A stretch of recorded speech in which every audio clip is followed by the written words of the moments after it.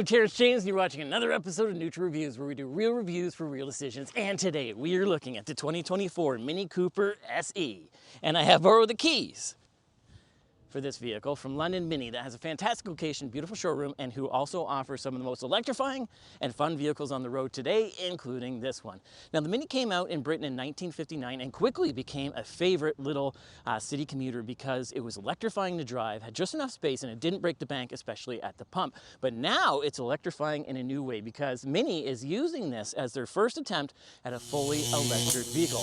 But will that new electrifying powertrain and that extra weight ruin the go-kart experience that has made this the icon from the beginning? Or will it help keep the lights on and bring it into the brave new world which it's headed? So we take a look at the facts, feels, and final thoughts of the 2024 Mini Cooper SE. We'll give you as many facts as we can, test out how they feel, and as always, lead you to your final thoughts. And if you're a subscriber, well, that means you're a fellow Neutral reviewer, so please leave your short review in the comments below. So let's take a look.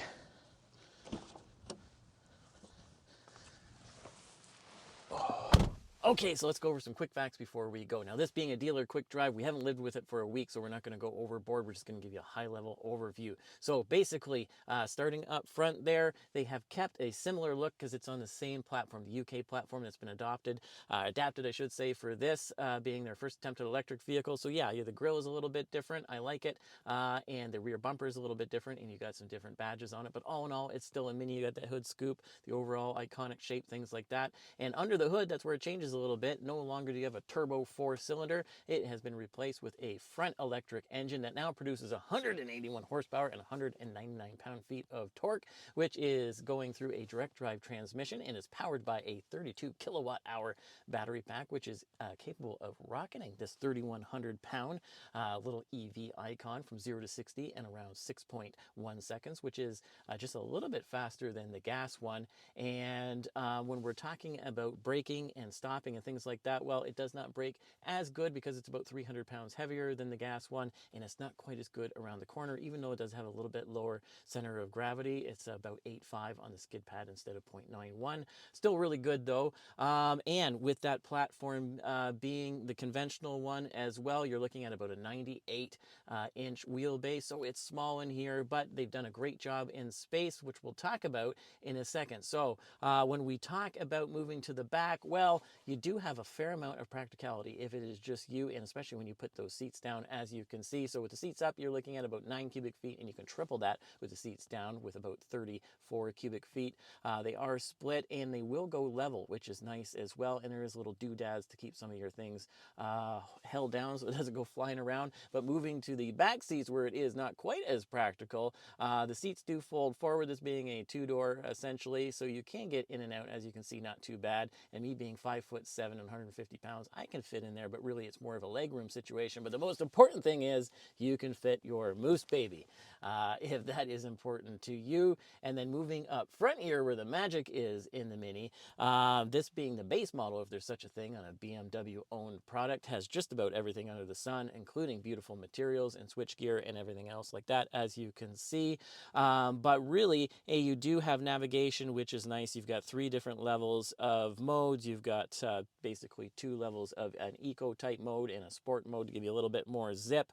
And you do also have these 2 screens and a fun ring around it on this. But really, for an extra $3,000 on top of your $48,000 Canadian, plus fees and taxes, it's probably the one most people will want, because you're going to get a little bit more tech in there. You're going to get a heads-up display, the wireless charging in here if your phone would fit in there. You're also going to get advanced parking assistant as well with that, and a fancier cruise control, and just an overall more electrified look with a lot more green on it, a little bit more electrified looking wheels, as you can see, and things like that. But most important with a vehicle like this is, how does it drive? So let's get it out on the road. Here we go.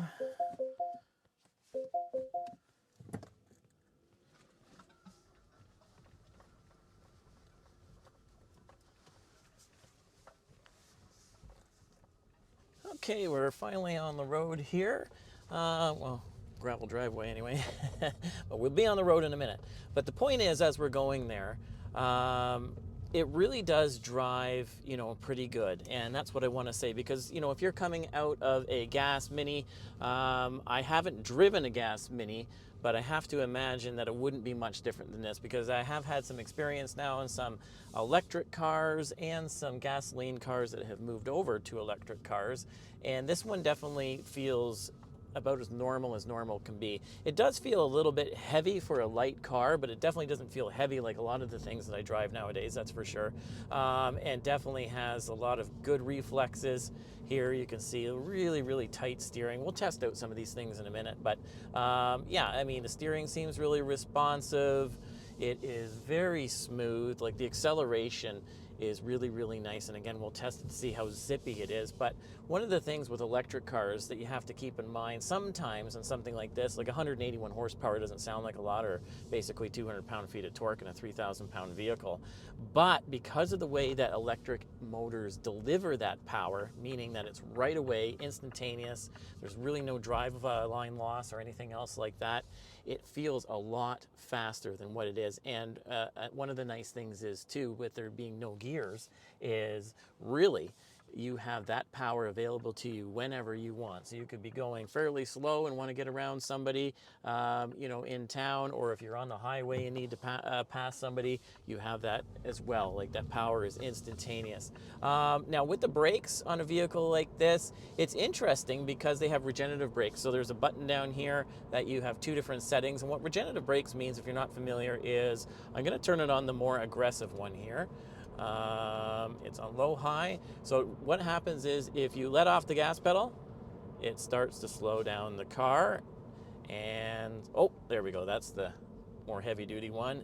And so I'm not using the brake. That feels like it's using the brake. So the car is smart enough that when I let go of the gas pedal, it will engage the brakes if I haven't. And with those two different settings, give you a very close mimic of what it would be like with a gasoline car. And I drive a manual transmission car. It's very similar to when you're downshifting and you let off the gas and you start to slow down, very similar to that. Now, what else? How does it feel in general in here? Now, I've never driven a Mini, as I said. You walk up to it, it's even smaller than my BRZ, and it's about, basically the hatchback version of a Mazda Miata. So it's very small on the outside, but what's here in here, it's actually not too bad. And as we saw from the facts portion, you can fit me and Moose in the back. Now, neither of us are very big, but it does still give some level of practicality, and you're probably not sticking full-grown 6-foot adults back there.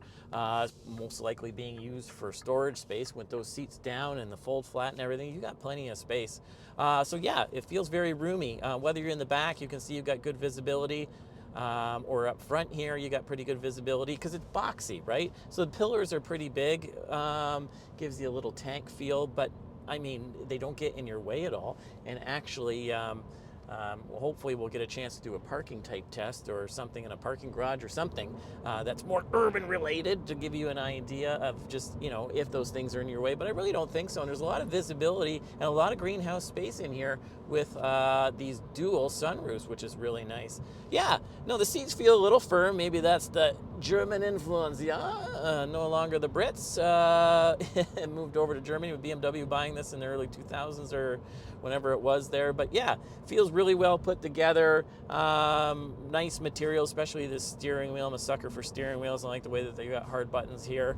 Yeah, all in all, it feels really nice and comfortable. But let's go do some more tests. And okay, it's now time to do our traffic light Grand Prix acceleration test. Like, we want to race up to that stoplight just as fast as we can to hammer on the brakes. So let's put this little thing in sport mode. Goes red, looks pretty cool. Put our left foot on the brake. We got the gas on there. And here we go. Ooh, a little slow in the beginning. Oh, now it's picking up. Oh, whoa, now it's going. All right, let's hammer on the brakes. And oh, that's a little soft. But we did stop safely. That acceleration as well was very zippy, plenty that all you would need, and definitely easy to modulate. We'll move on to our next test. Okay, next let's test out the handling. So we've got it in sport mode. We got our left foot on the brake, gas, here we go. Oh, that's not too bad. Here we go. Oh, that's really picking up now. Whoa, this handles really good. Whoa, and once it picks up speed, it picks up. Whoa, this thing handles like a go-kart, it really does. You do have a little bit of understeer, and you do have a little bit of I don't know, almost, it's hard to explain, almost like a torque steer type thing, but all in all, it's very quick, and it definitely does handle extremely well. Pass. Okay, next let's do a quick turnaround test, see if this turns around as good as it looks. All right, here we go. All right, so we're in a big hurry here. Okay, hopefully we don't have to do too many of a point turn. Push this button in or reverse. Oh, come on, we're in a hurry. Oh, into drive. Pass. Okay, next, let's see how this does in a parking garage and parking in general. Here we go. All right. All right, I always get nervous on these because even in a small car, it can seem tight sometimes. So here we go. Oh, first tight corner. Ooh. And you can sit pretty low. I've got this sitting in the lowest setting to be as sporty can be. So yeah, you get down here pretty good. All right, so here we go. So we're in the parking garage here, and let's go up through here. Still, so far, not too bad. It's got some decent ground clearance too, because that on my car may have scraped. But yeah. No, not too bad. All right, so let's park here in a tight spot. All right. Try to get nice and close to the wall. So as we go in reverse, it does have a nice clear camera, which is nice, and the mirrors are pretty big and work good.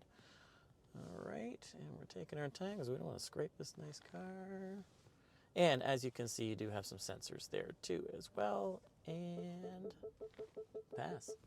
All right, next we're going to do our highway and handling test, just get an idea of how this is in reality for some big corners and some zippiness we need to get on the highway, just how quiet it is. Can you have a conversation? Is it comfortable in here? Okay, here we go. We're going to go, oh, see, doesn't mean that instant torque. It's just so much different than a gas car. But so is the way that these wheels, it almost seems like they're running it differently. I don't know much about the technology, but it's a bit of a strange feeling, but definitely this weight doesn't seem to affect it. The extra 300 pounds really handles well, very zippy. Look at me get on the highway here, absolutely no problem.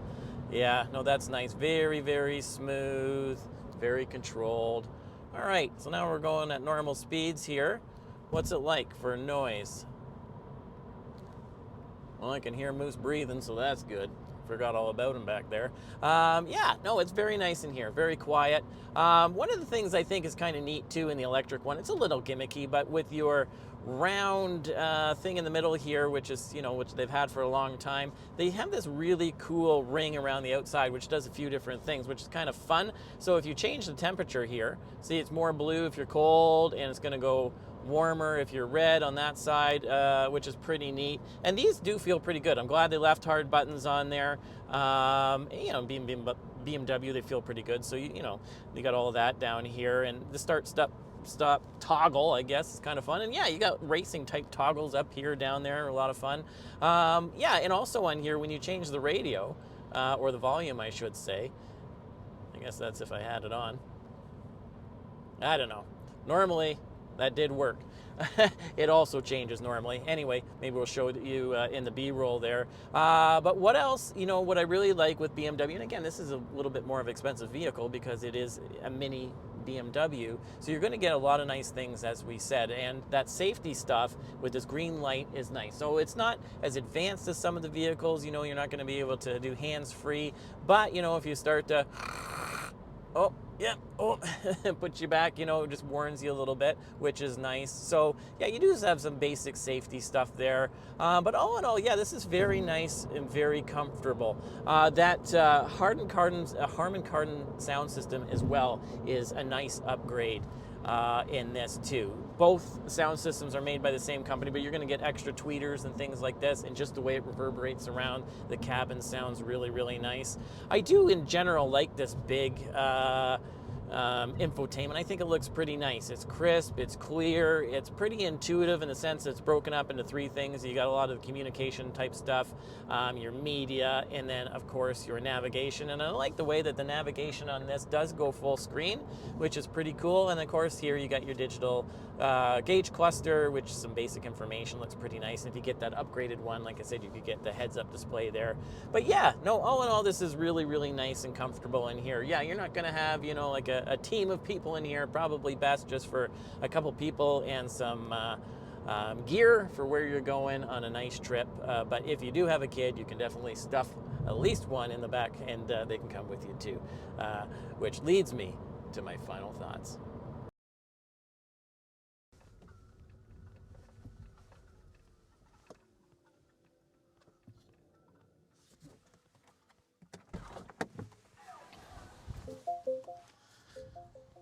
Now, if you like this video, hit the like button, subscribe, turn on your notifications, and check out one of our other small EV reviews so we can get more cool cars like this one and our upcoming review. Now, we set out this review to give you as many facts as we could, test out how they feel, and as always, lead you to your final thought. And we said if you were a subscriber, well, that means you are a fellow neutral reviewer, and to leave your short review in the comments below. So, here's the facts and feels that we use to come up with your final thought, which is, if you're in the market for a small, fun EV vehicle, I don't think that you can go wrong with the 2024 Mini Cooper SE 3-door. And the reason being is, yes, it has a small amount of range, but usually a car like this, I'm not going to beat up about range because this really is going to be a second vehicle for most people. Or if it is your primary vehicle, you're probably single and you probably don't go on a lot of long trips and you don't need a lot of extra space. And if that's the case, this is the classic recipe that 1959 had, which is it's electrifying to drive, both now in the powertrain and how it handles in its go-kart-like handling, and it has plenty of space for daily use and does not break the bank, especially for an EV, and definitely not at the pump anymore. So thanks for watching, and we will see you again next time.